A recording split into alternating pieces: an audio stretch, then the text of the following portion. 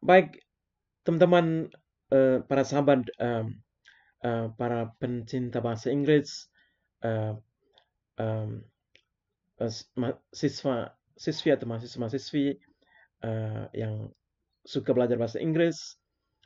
Selamat datang ke Flow Meratas English. Selamat malam waktu Belanda. Karena saya sendiri kerja penuh dan hanya punya waktu yang sangat sedikit untuk menyediakan kelas ini.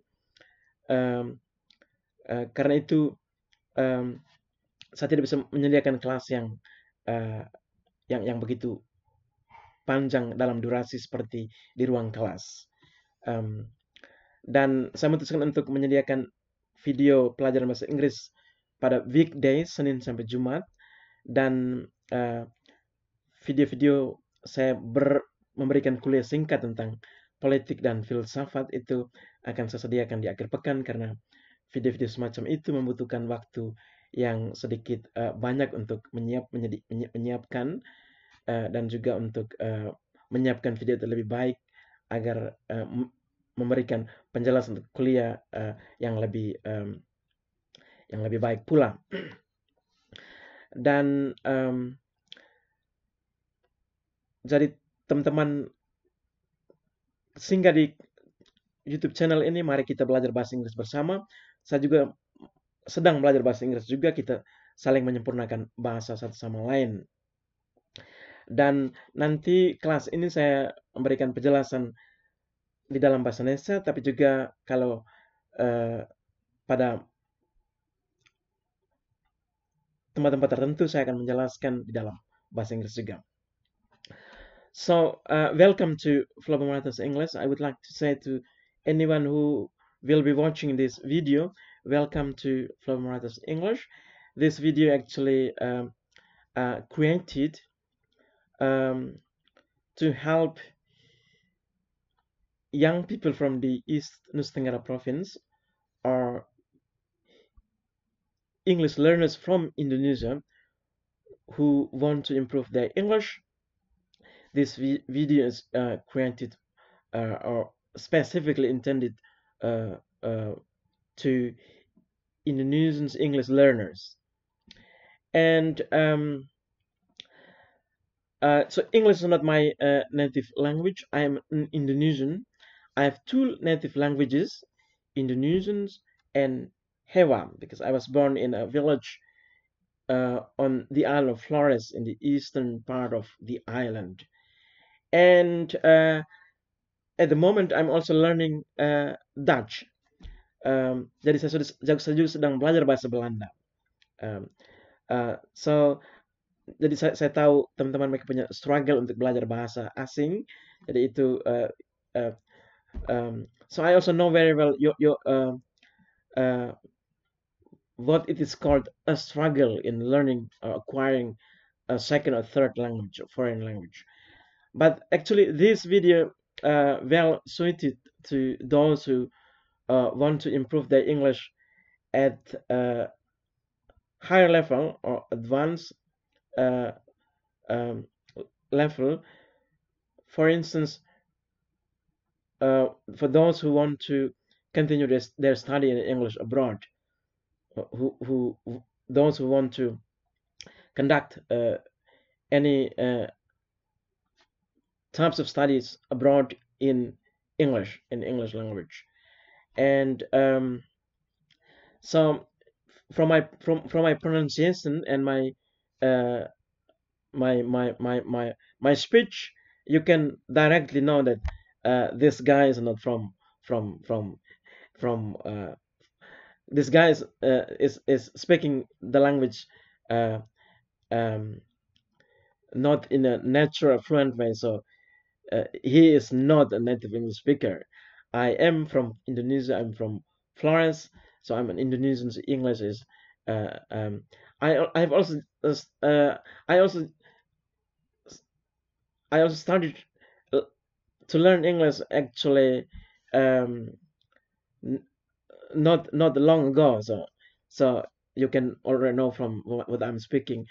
My English is also I'm also still learning and improving my English through creating videos, teaching English. I think at the same time simultaneously I also improve my English as well. So, welcome to Flow Marathas English. Selamat datang ke Flow Marathas English. Kita belajar bahasa Inggris bersama. Di pelajaran pertama ini kita membicarakan adjectives atau kata sifat yang berakhir dengan ing dan ed. Di dalam bahasa Inggris, tidak harus kata kerja yang berakhir dengan ing dan ed atau ed. Kata sifat juga berakhir dengan ing dan ed dengan penjelasan dan bagaimana itu digunakan di dalam kalimat kita akan melihat di video yang berikut.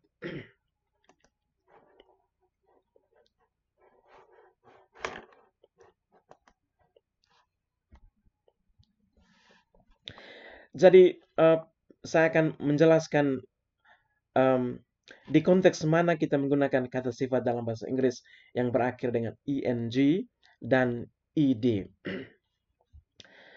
Jadi kata sifat yang berakhir dengan ing atau kata sifat ditambahkan dengan ing itu digunakan untuk menggambarkan karakteristik dari seseorang atau sesuatu atau sebuah situasi, sebuah pengalaman. Jadi kata sifat yang berakhir dengan ing digunakan untuk menggambarkan karakteristik sifat dari sebuah situasi, sesuatu atau seseorang. Sementara kata sifat yang berakhir dengan ed, jadi kata sifat ditambahkan dengan ed digunakan untuk menggambarkan perasaan yang seseorang itu alami, sebuah perasaan. Jadi orang mengalami perasaan tertentu yang mana kata sifat dalam bahasa Inggris yang banyak itu menggambarkan keanekaragaman perasaan itu.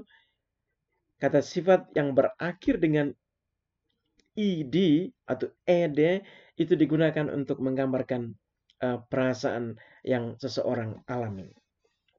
Jadi ini penjelasannya yang sangat singkat. Sekarang kita melangkah ke bagaimana penjelasan tadi bisa dimengerti di dalam penggunaan sehari-hari atau yang biasa digunakan di dalam penggunaan bahasa Inggris, baik oleh native speakers maupun non-native speakers. Jadi saya masuk dalam juga non-native speaker sama seperti teman-teman yang lain yang juga mau belajar. Contohnya misalnya, this grammar lesson is boring. I am bored reading all the grammar rules. Jadi konteksnya itu ada seseorang yang belajar bahasa Inggris, ada buku grammar yang tebal sekali dan penjelasan banyak sekali. Dia bilang, kita mau katakan bahwa saya sudah merasa capek dan bosan dengan banyak sekali aturan grammar dalam buku ini, dan kita mau menggambarkan bahwa karena situasinya penjelasan grammar itu sangat panjang dan bukunya tebal, situasi yang kita mau gambarkan itu, sesuatu yang kita mau gambarkan itu sebagai sesuatu yang membosankan, itu kita harus menggunakan kata sifat tambah ing.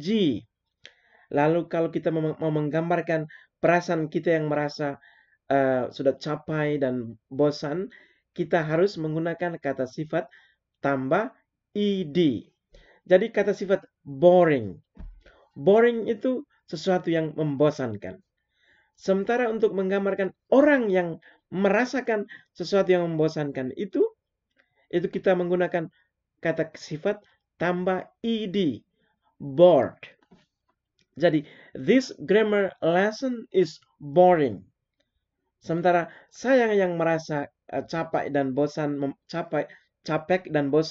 membaca banyak sekali grammar itu kita mengatakan I am bored reading all the grammar rules.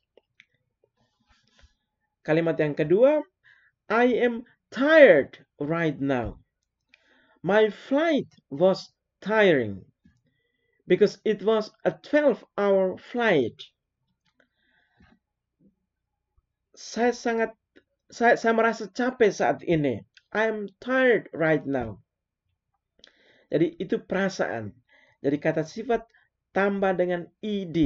I am tired. Bisa lihat ed di sini ya. I am tired right now. My flight was tiring. Perjalanan dengan pesawat sangat melelahkan. Sangat melelahkan. Karena perjalanan dengan pesawat kurang lebih 12 jam perjalanan. Misalnya teman-teman mau menggambarkan perjalanan misalnya dari Belanda ke Indonesia. Itu perjalanan yang cukup jauh, hampir lebih dari 12 jam. Kita mau menggambarkan situasi perjalanan ini sangat melelahkan. Itu kita gunakan kata sifat tambah ing. My flight was tiring. Perjalanan dengan pesawat sangat melelahkan.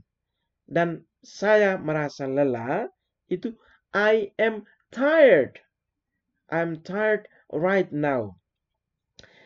Tidak bisa kita katakan I am tiring. Tidak. I am tired. Tidak bisa kita katakan I am boring di dalam konteks ini. I am bored. The grammar lesson is boring. I am tired. My flight was tiring. Contoh yang ketiga, public toilets are usually disgusting. Ini kadang benar pada konteks tempat-tempat tertentu. I am disgusted by the smell in some of them. Public toilets are usually disgusting. I'm disgusted by the smell in some of them. Jadi menggambarkan sesuatu, kata sifat yang digunakan ini disgusting. Disgusting itu menjijikkan. Toilet umum,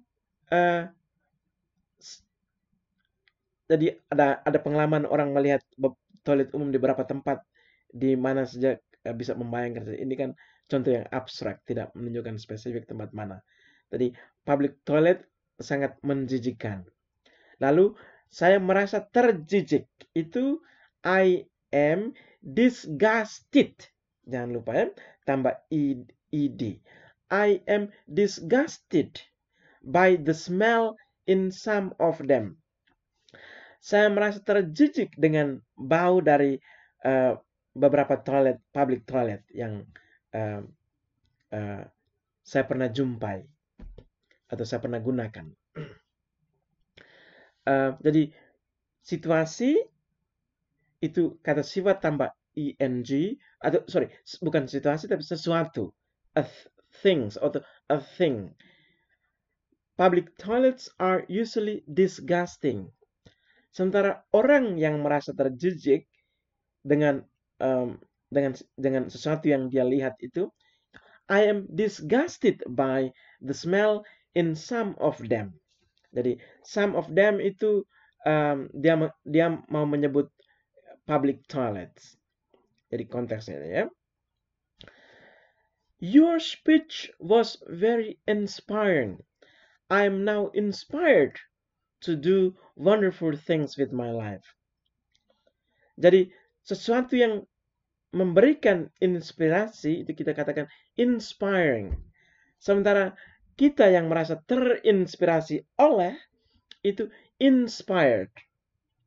Tidak bisa kita sebut I'm inspiring, itu salah. Your speech was very inspiring.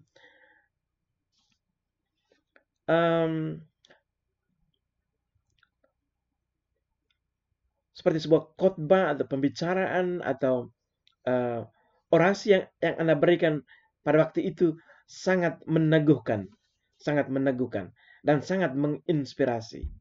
Dan saya terinspirasi olehnya untuk melakukan hal-hal yang positif di dalam hidup.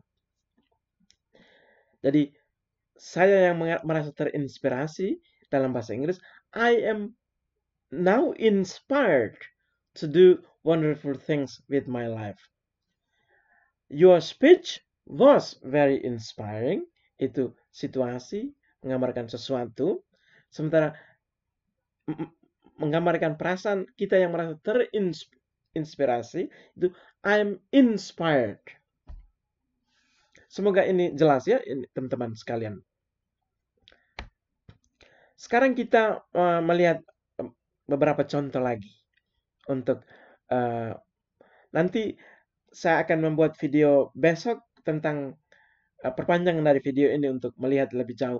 Ada banyak sekali penggunaan kata sifat dalam bahasa Inggris yang mengikuti grammar untuk menggambarkan sesuatu atau seseorang atau perasaan situasi. Kita menggunakan kata sifat tambah ing, dan untuk menggambarkan perasaan yang satu orang mengalami atau merasakan atau perasaan tertentu yang orang itu mengalami, kita menggunakan kata sifat yang menggambarkan perasaan itu tambah dengan id. Ini contohnya ya. Contoh yang pertama, I was shocked by how shocking the accident was last night. Jadi situasinya itu ada kecelakaan misalnya di jalan yang jadi dalam bahasa Indonesia kita juga tahu, kita juga punya kata itu, merasa shock gitu ya, shock. Jadi saya sangat merasa takut dan terkejut dan merasa begitu kaget. I was shocked. Jadi kata sifat tambah ed. I was shocked by how shocking the accident was last night. Jadi the accident itu situasi, kejadian. Untuk menggambarkan situasi itu sangat menakutkan, mengejutkan, membuat orang merasa terganggu. Itu untuk menggambarkan situasi, kata sifat tambah ing. Jadi how shocking the accident was last night. Sementara kita atau saya yang merasa terkejut, kaget, takut, itu I was shocked. Kata sifat tambah id. Kalimat yang berikut, they were frightened by the frightening roller coaster ride. They were, jadi orang, manusia, mereka mengalami, punya perasaan ini. They were frightened by the frightening roller coaster ride. Jadi roller coaster itu kalau teman-teman mereka lihat di taman atau pada kesempatan tertentu, orang membuat taruh itu di tempat hiburan dan orang bisa naik dan mereka turun di naik lalu turun kembali, dan ada orang yang merasa takut sekali termasuk saya juga. Pengalaman naik roller coaster itu cukup menakutkan ya. Jadi frightening itu menakutkan, cukup menakutkan, membuat kita merasa takut. Lalu kita yang punya perasaan ini frightened, jangan lupa ya, itu konstruksinya. Berikut, I am annoyed by how annoying that person in front of us is. Jadi misalnya kita duduk, lalu ada satu orang duduk di depan kita dan dia mulai mengeluarkan bunyi yang aneh, melakukan tindakan-tindakan yang cukup aneh, kita sudah merasa terganggu ya. Kita yang merasa terganggu itu we are annoyed. Jangan lupa ya, kata sifat tambah id. Atau saya merasa terganggu. I'm annoyed. Kamu terganggu oleh apa? Terganggu oleh orang ini yang cukup mengganggu. How annoying that person in front of us. Jadi untuk menggambarkan perasaan yang seseorang rasakan atau alami, itu kata sifat tambah id. Untuk menggambarkan seseorang, sesuatu, atau situasi yang membuat orang lain merasa terganggu, itu kata sifat tambah ing. Annoying, annoyed. I am annoyed by how annoying that person in front of us is.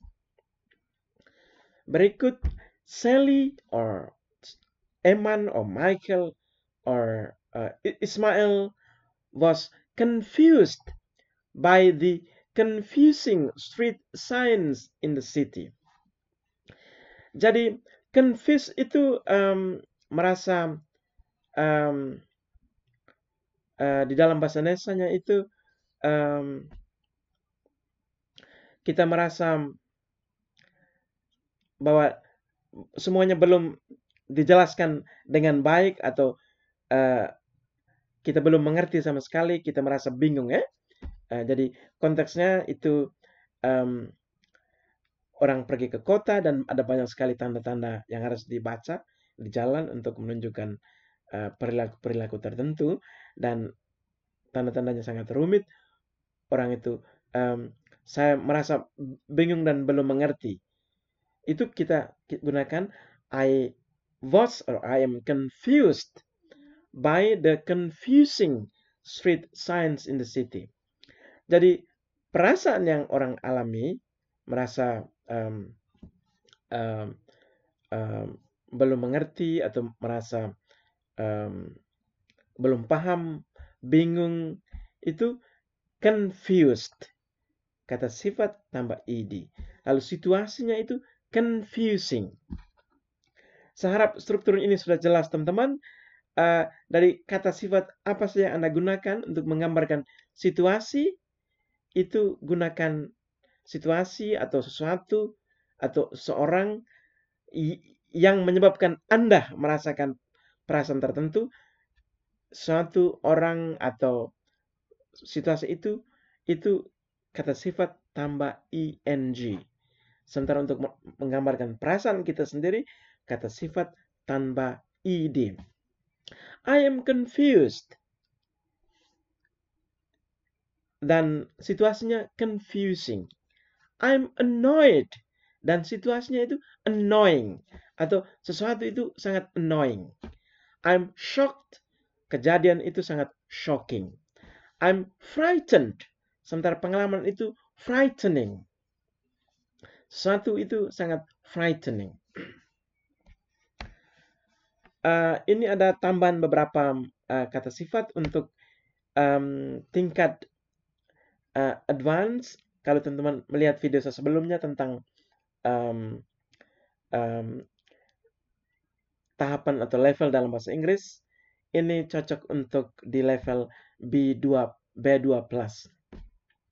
Jadi perasaan yang seseorang alami itu merasa alarmed. Situasinya alarming, alarming, alarmed, alarming. Jadi alarmed itu kita merasa penuh dengan ketakutan dan penuh dengan perasaan tidak tentu karena mungkin ada sesuatu yang berbahaya yang akan terjadi. Kita merasa alarmed. Sesuatu yang menggambarkan perasaan itu, sesuatu yang menimbulkan perasaan itu terjadi, itu kita sebut alarming. Bahasanya orang kalau dengar radio, orang very alarming. Lalu aggravated dan aggravating. Aggravated itu kita sendiri mengalami bahwa sesuatu yang kita alami itu dia menjadi semakin serius dan menjadi semakin berbahaya atau semakin lebih buruk. Sesuatu yang membuat kita mengalami perasaan ini itu disebut aggravating. Jadi ini kata-kata untuk advanced learners bisa menggunakan kata-kata ini untuk di dalam penggunaan yang Anda bisa gunakan pada level itu. Lalu amused itu untuk menggambarkan perasaan seseorang, sesuatu yang menimbulkan perasaan itu amusing.